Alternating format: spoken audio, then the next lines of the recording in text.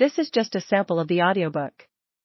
To get the complete audiobook, access the link posted in the first comment.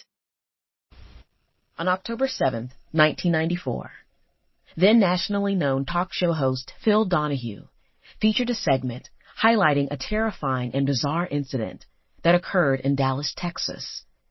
The incident involved a young African-American woman, a schoolteacher named Myra Obasi, who allegedly had been taken to a hoodooist who had confirmed that she was possessed by an evil spirit. Obasi, 2 of her sisters, and 5 of their children had fled Arcadia, Louisiana, and ended up in Dallas at the church and home of Maddie Bradfield. There, Obasi had been allegedly blinded by the removal of her eyeballs. She appeared on Donahue in the company of 2 of her sisters, 2 attorneys, and a psychotherapist. Though Obasi and her family members repeatedly confirmed their belief in and adherence to Christian doctrine, they also asserted their belief in demonic possession, malevolent magic, and spiritual realities beyond everyday comprehension. Throughout the televised segment, the terms hoodoo and voodoo were used interchangeably to plumb the mysteries of such an incident. In the process, the observer was left with a reinforced feeling of dread, confusion, and fear already associated with those 2 terms.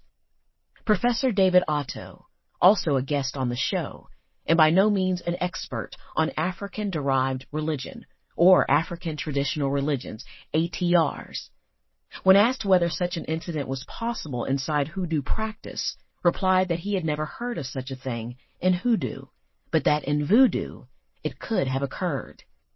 He further defined hoodoo as largely a rural, folk, herbal-based healthcare system, used primarily by blacks who have little access to mainstream medical care.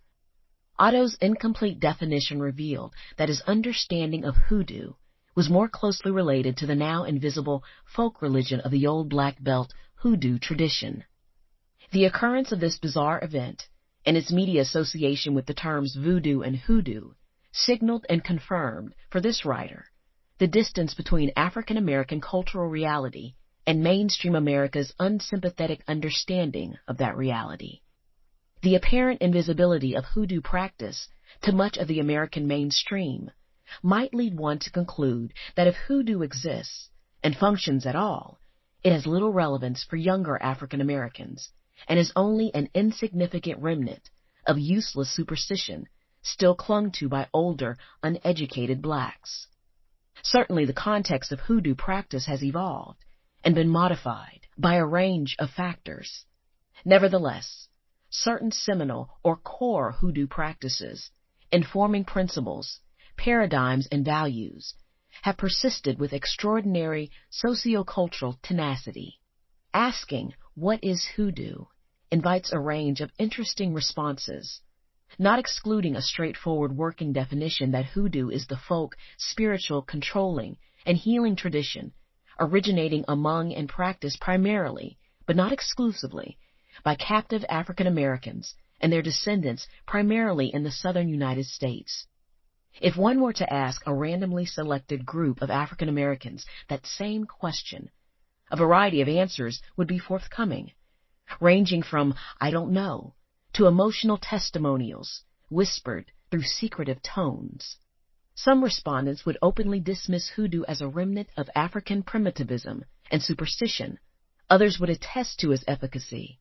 The answers would all be influenced by demographic variables and possibilities, such as the age of the respondents and the region of the country in which they grew up and currently reside, as well as their socioeconomic status. Hoodoo, like other aspects of African American culture, is class-sensitive, though not always class-specific. Hoodoo has endured numerous definitions.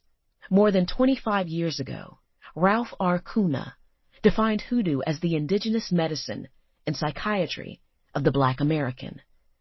Like its predecessors, the traditional African religions transported to America